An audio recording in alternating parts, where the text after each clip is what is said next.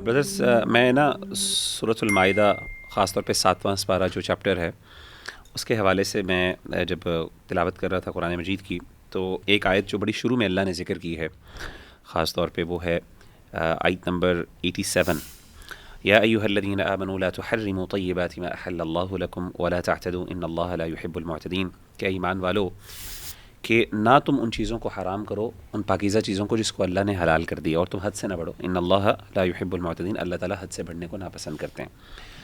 ہمارے ہاں عام طور پہ اس بات پہ تو بہت زیادہ ایمفیسس ہوتا ہے کہ وہ چیزیں جو اللہ تعالیٰ نے حرام کی ہیں ان کو حلال نہ کیا جائے. مثال کے طور پہ جیسے سود ہو گیا, چوری ہو گیا, زنا ہو گیا, معازف یعنی میوزک ہو گیا, اس کو حلال نہ کیا جائے, یہ حرام چیزیں ہیں, اللہ کی حدود ہیں.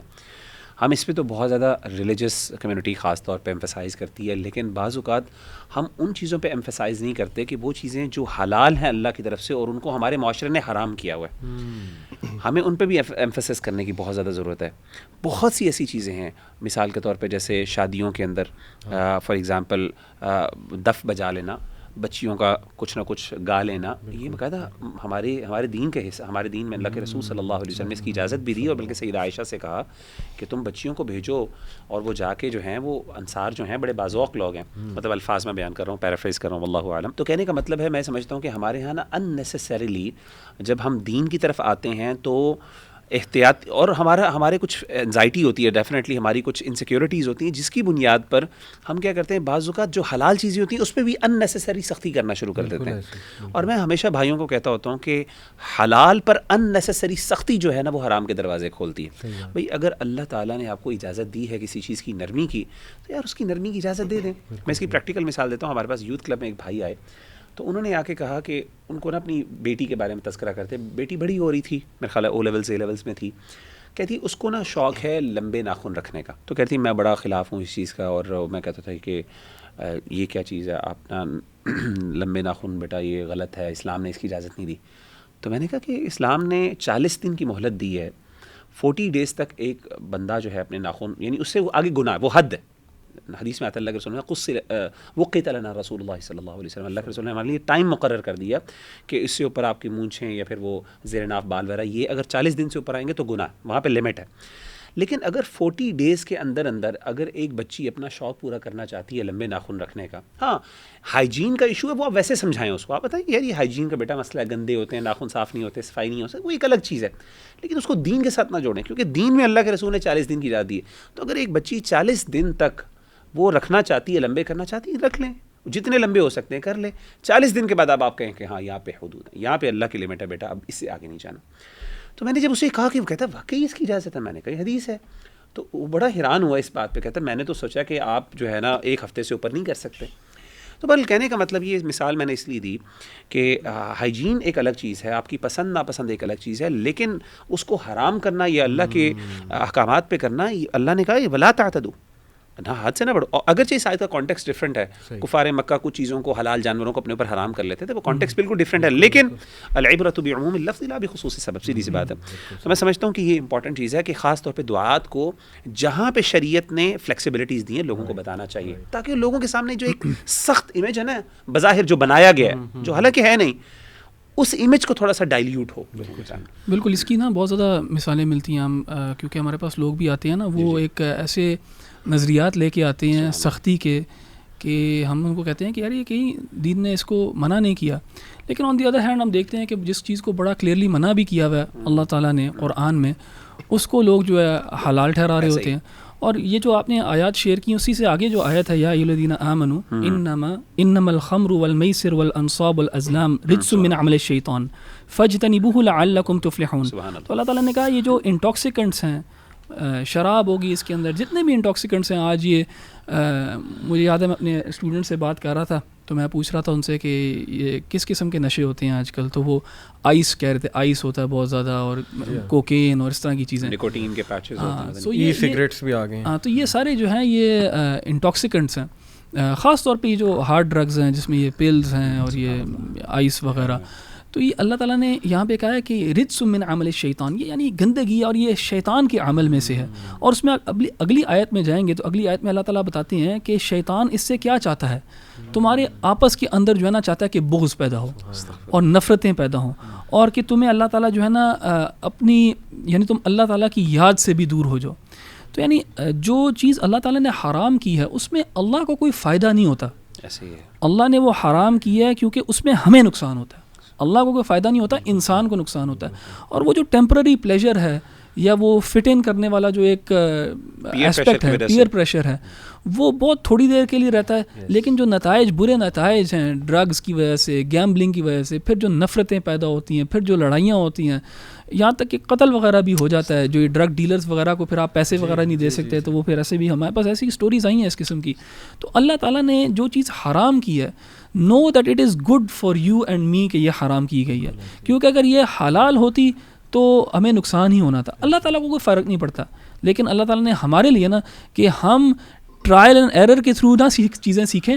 پہلے اللہ تعالیٰ نے بتا دیا کہ یہ دروازہ جو ہے یہ برائی کی طرف ہی لے کے جاتا ہے اور یہ جو ہے اس میں نقصان ہی نقصان ہے، تو یہاں پہ رک جاؤ، یہاں پہ فل سٹاپ لگا لو. بلکہ میرے جو دوست تھے اللہ معاف کرے جو اس میں انوالو تھے ڈرگس میں، اور اب میں دیکھتا ہوں ان کی لائفز، اللہ انہیں ہدایت بھی دیں اور مدد بھی کریں ان کی. They have literally ruined their lives. میں نے نہیں آج تک دیکھا کہ جو بندہ اس میں ایڈکشن میں پڑا اور وہ پھر اس کے بعد واپسی مشکل ہو جاتی، بہت مشکلات میں سے ہے. تو اللہ تعالیٰ ہدایت دیں ہماری یوتھ کو. اور جو آپ نے برو بات کی اس میں ایک اور ایڈیشن کر لوں، چونکہ میرے پاس ایک کیس آیا تھا.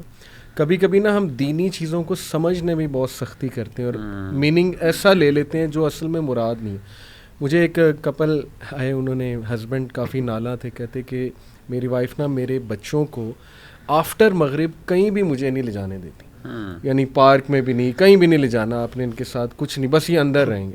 وجہ وہ حدیث ہے نا کہ بلائیں اس ٹائم پہ نازل ہوتی ہیں تو وہ اچھا وقت نہیں ہے، حالانکہ وہ ایک خاص مدت ہے، وہ تھوڑی دیر بعد ہے، تھوڑی ٹائم گزرنے کے بعد پھر تو ٹھیک ہے.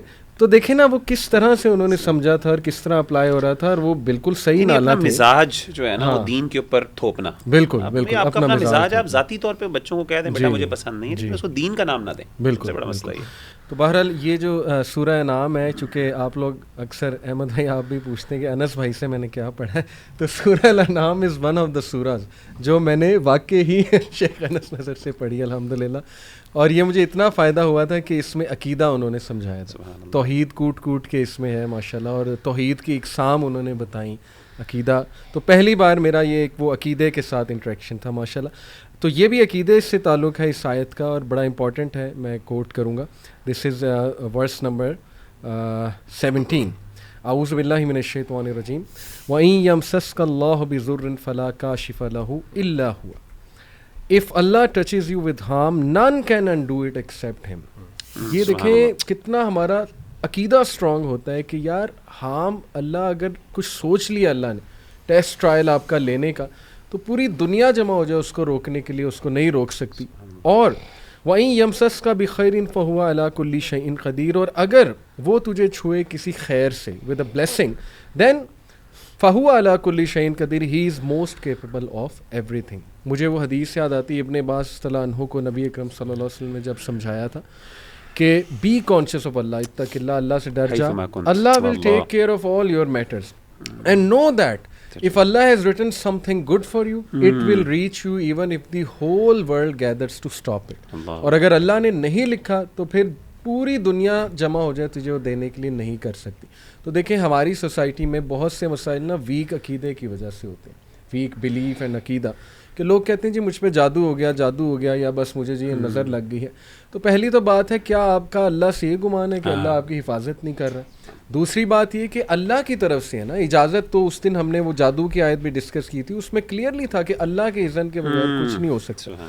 تو اس لیے دس از آئی بلیو کہ اسپیشلی غم کی حالت میں انسان کو یہ بات یاد رکھنی چاہیے کہ اگر کچھ اللہ کی طرف سے آ ہی گیا ہے جس میں آپ کا کوئی فالٹ نہیں ہے، وی آل ہیو سچ پرابلم، تو وہ اللہ کی طرف سے اور اس میں کوئی خیر ضرور ہے، اور اس کے بعد اللہ خیر بھی لے کر آئے گا کیونکہ وہ ہر چیز پہ قادر ہے، وہ سالو کر سکتا ہے آپ کا مسئلہ.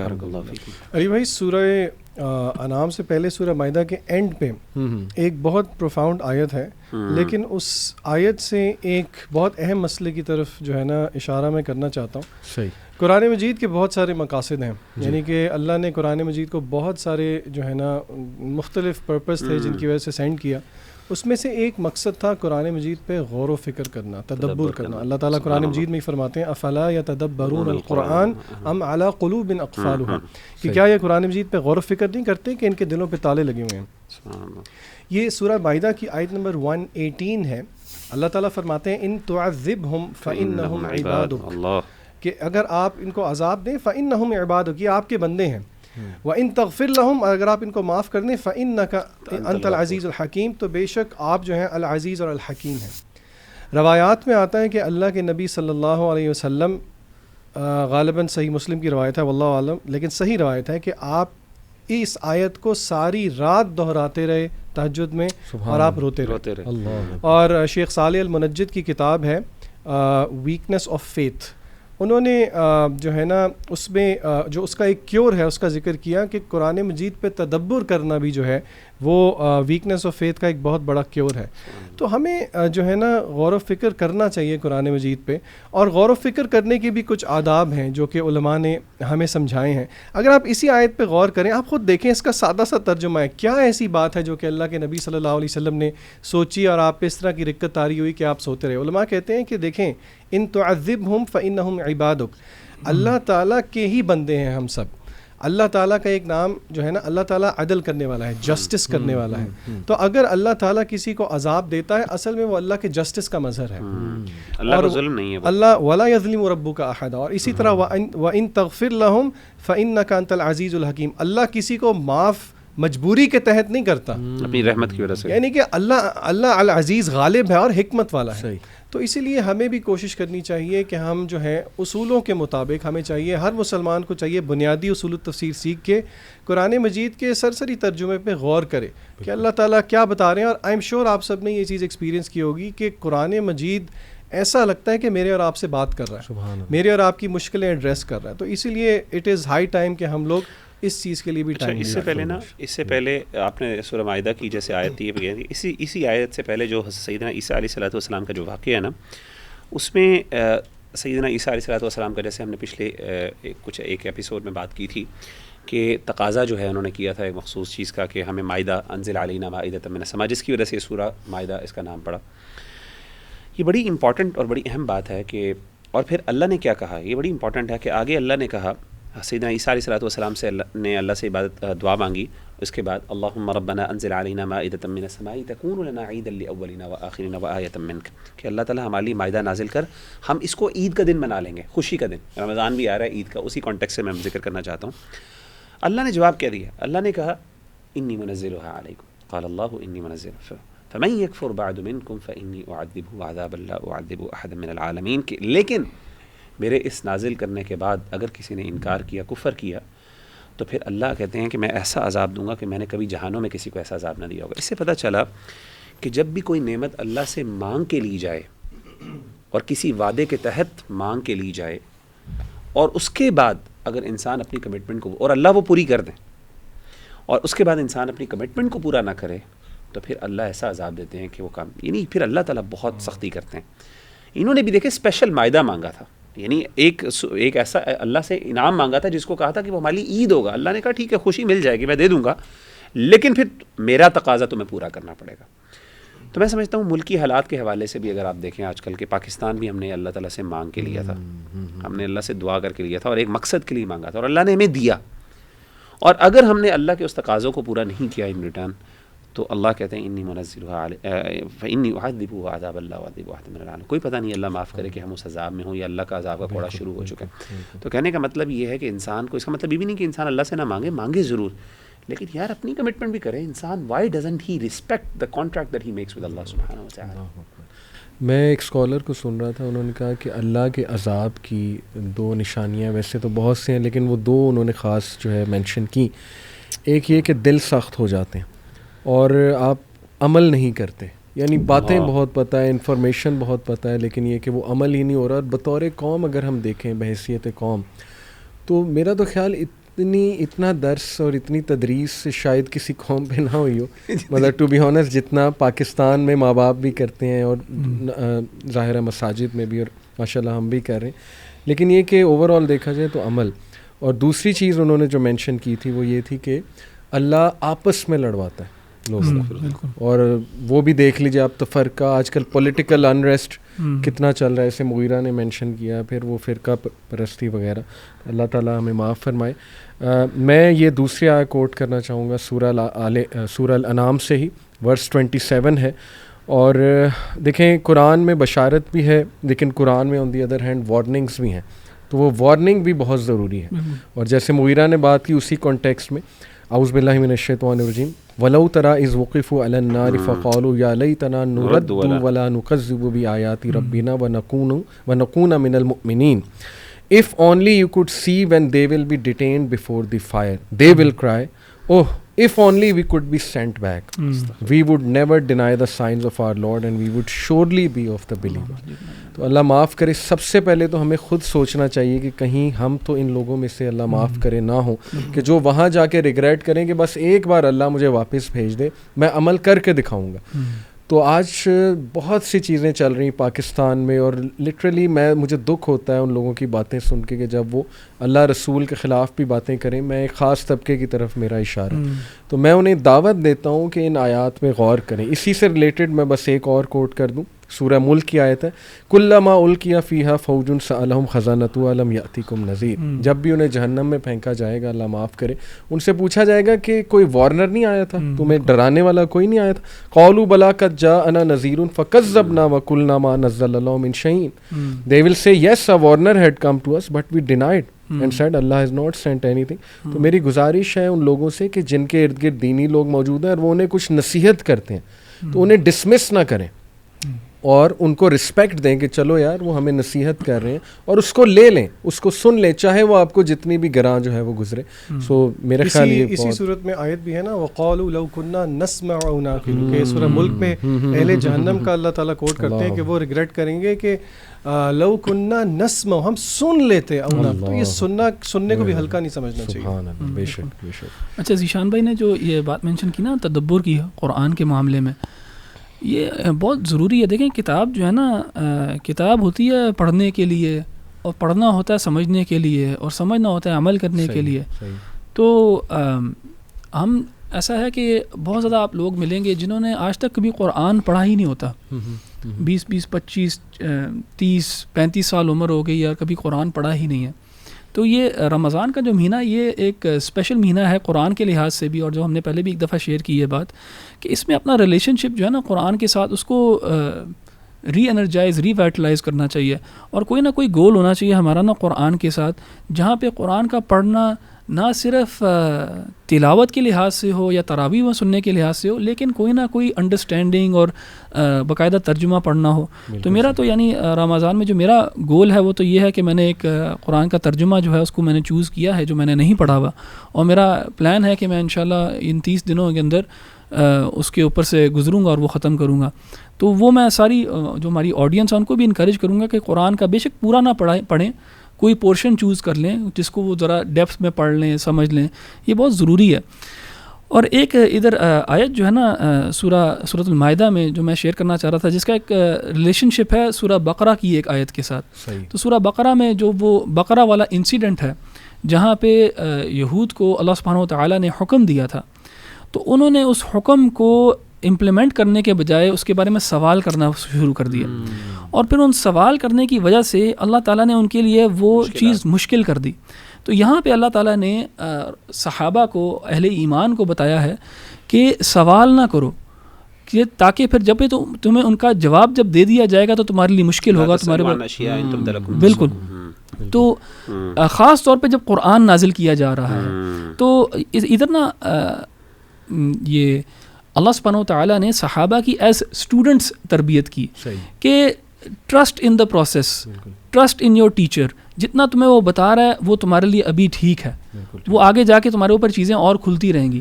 تو ہمیں بھی کبھی کبھار ایسا ہوتا ہے کہ جب دین بھی سیکھتے ہیں جلد بازی کے اندر سوال اور ہائپوتھیٹیکل سچویشنز, اور ہماری تاریخ میں بھی ایسے ہوا ہے کہ فقہا نے فار ایگزامپل ہائپوتھیٹیکلس کے اندر سوال کرنے شروع کر دیے اور دین مشکل کرنا شروع کر دیا.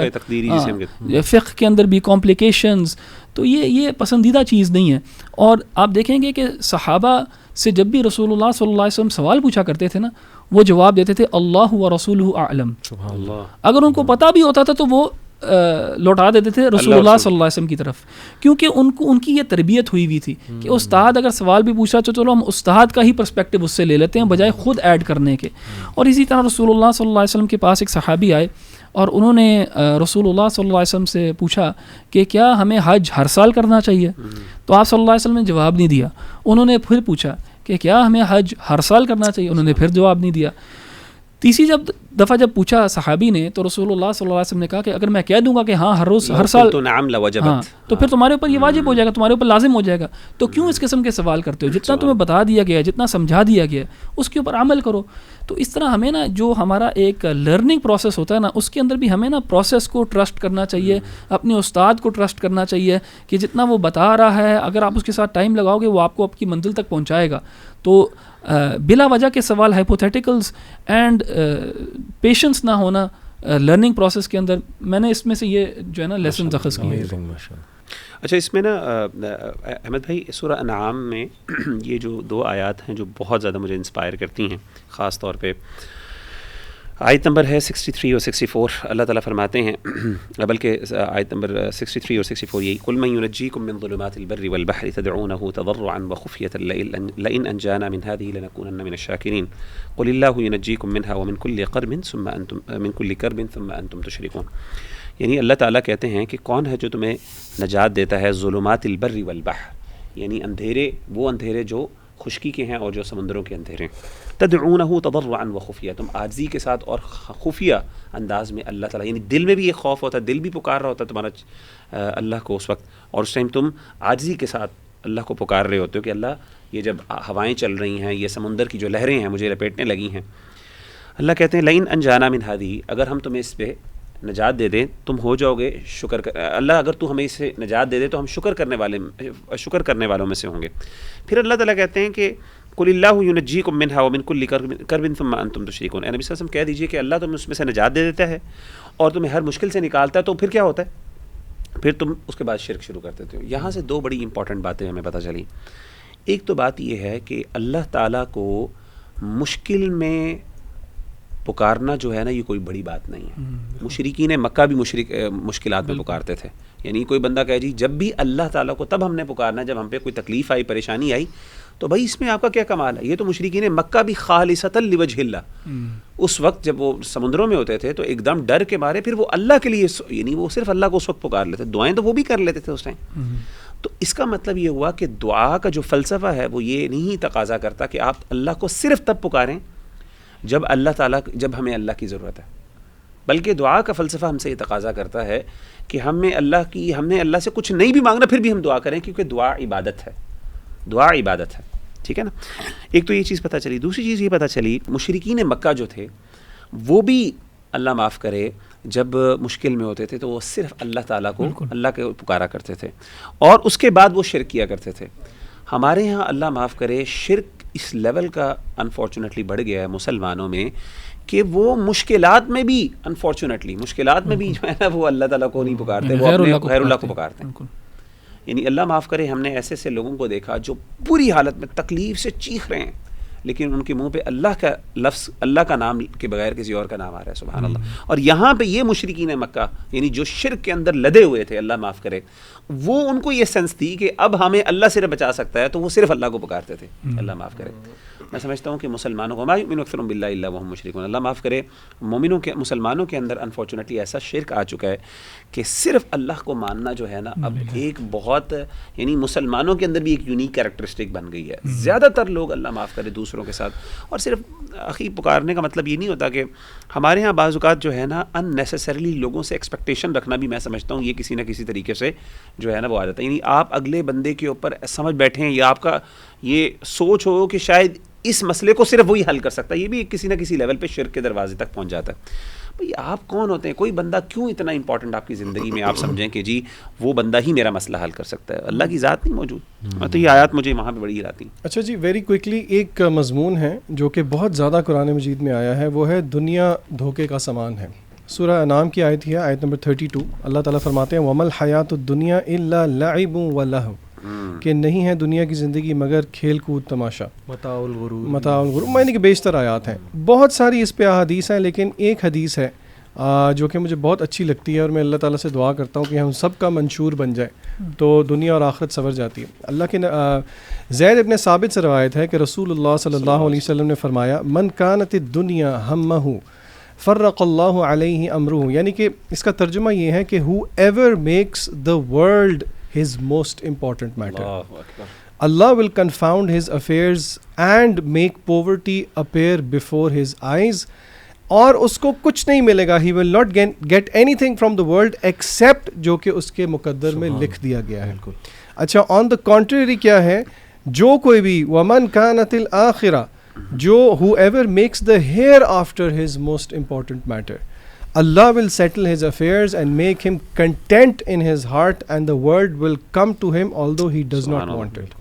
یعنی کہ اس پہ مزید وضاحت کی کیا ضرورت ہے, یعنی کہ اس کا یہ مطلب نہیں ہے کہ جس کا کنسرن آخرت ہے اس کا دنیا سے کوئی لینا دینا نہیں ہے, لیکن دس از پریفرنگ دا دنیا اوور دی آخرہ. تو اسی لیے میں سب کو نصیحت کروں گا کہ یہ حدیث کہیں پہ سائڈ پہ اپنے پاس رکھ کے لکھ لیں, اور اس کو وقتاً فوقتاً اپنے جب بھی آپ زندگی کے گولز وغیرہ سیٹ کر رہے ہو تو اس کو اپنی لانگ ٹرم پلاننگ میں, شارٹ ٹرم پلاننگ میں اس چیز کو ضرور یاد رکھا کریں. سبحان اللہ. آخری جو آیت جو میں اس سے انشاءاللہ ہماری بات ٹائم بھی ختم ہو گیا, وہ ہے وما قدر اللہ حق قدرہ اذ قالوا ما انزل اللہ علی بشر من شیء. واللہ یہ آیت مجھے جو ہے نا کئی دفعہ میری آنکھوں سے آنسو آ جاتے ہیں یہ آیت پڑھ کے. آیت نمبر 91 میں سورہ انعام میں کہتے ہیں کہ انہوں نے اللہ کی صحیح قدر ہی نہیں کی جس طریقے سے ان کو قدر کرنی چاہیے تھی, جب انہوں نے کہا کہ اللہ تعالیٰ نے اپنے بندے پر, اپنے بشر یعنی نبی صلی اللہ علیہ وسلم پہ کوئی چیز نہیں اتاری. یعنی اللہ کے ساتھ کتنی زیادتی, یعنی کتنی یہ ایک انجسٹ یعنی بات ہے, یہ انجسٹ بات ہے, انجسٹس ہے کہ آپ اللہ کا اتنی براہین, اتنے دلائل, اتنی وضاحت کے ساتھ یہ قرآن مجید اللہ نے آپ کو دیا ہے جو دلائل سے بھرا پڑا ہے, اور آپ ان ساری چیزوں کو, ان ساری رحمتوں کو صرف اس طریقے سے کہہ کے ختم کر دیتے ہو کیونکہ وہ جو دلیل یا نازل کردہ آیت ہے وہ آپ کی پسند کے مطابق نہیں ہے. سبحان اللہ. ما انزل اللہ علی بشر من شیء. لٹرلی ہمارا ایٹیچیوڈ ہوتا ہے یار دین نے میں دیا کیا, استغفر اللہ, یعنی دین سے ہمیں ملا کیا, یعنی وائی اسلام از سو اسپیشل. یعنی لٹرلی یار مسلمان ہمارے بوائز بچے یہ سوال کر رہے ہوتے ہیں کہ what makes Islam so special. Imagine کریں کہ اللہ کو آپ یہ کہیں کہ Allah what is so special about Islam, اور اللہ پھر یہ آیت مجھے اس کانٹیکس میں یاد آتی ہے وما قدر اللہ حق قدرہ اذ قالوا ما انزل اللہ علی بشر من شیء قل من انزل الکتاب الذی جاء. اللہ کہتے ہیں پوری تاریخ پڑی ہوئی ہے آدم علیہ الصلوۃ والسلام سے لے کے اب تک, تمہارے پاس وہ دلائل, وہ براہین, وہ لیگسیز, وہ ہسٹریز, یہ کرنٹ جو قرآن اور پوری تاریخ سیرت, یس کیا تمہارے لیے یہ انف نہیں ہے اس بات کو سمجھنے کے لیے کہ اللہ تعالیٰ جو ہے وہ اس نے اپنے بندے کو کس طریقے سے گائیڈ کیا. سبحان اللہ. اس سے ایک اور بات بھی ثابت ہوتی ہے کہ دیکھیں اللہ کی اطاعت نہ کرنا یہ اس کی ناشکری بھی ہے اور اس کی قدر نہ کرنا ہے. ایک وہ بڑا مشہور واقعہ ہے, کوئکلی سنا دیتا ہوں. ایک بادشاہ تھا, اس کے ڈفرینٹ وزراء تھے, تو ایک وزیر تھا ایاز اس کا نام تھا, بڑا مشہور واقعہ ہے. تو بادشاہ نے نا تمام وزراء کو جمع کر کے ایک کام کہا. اس نے کہا کہ میرے پاس ایک بڑا قیمتی ہیرا ہے, ہتھوڑا پکڑو اور اس کو توڑ دو. تو سب نے اعتراض کیا کہ جی کیوں, یہ تو بڑا قیمتی ہے. سمجھانے لگ گئے بادشاہ کو. ایک یہ جو وزیر تھا ایاز, اس نے چپ کر کے ہتھوڑا پکڑا اور ہیرے کو توڑ دیا. تو بادشاہ نے کہا کہ یہ ہے اصل میں میرا ٹرو جو وزیر ہے, تو اس نے کویسچن آگے سے کوئی نہیں کیا اور اطاعت کی. تو دیکھیں جب دنیاوی بادشاہ کے لیے یہ رول ہے جی کہ اسے اطاعت پسند ہے, تو کائنات کا بادشاہ, بادشاہوں کا بادشاہ اللہ سبحانہ و تعالیٰ. اللہم تقبل منا. جزاک اللہ خیر.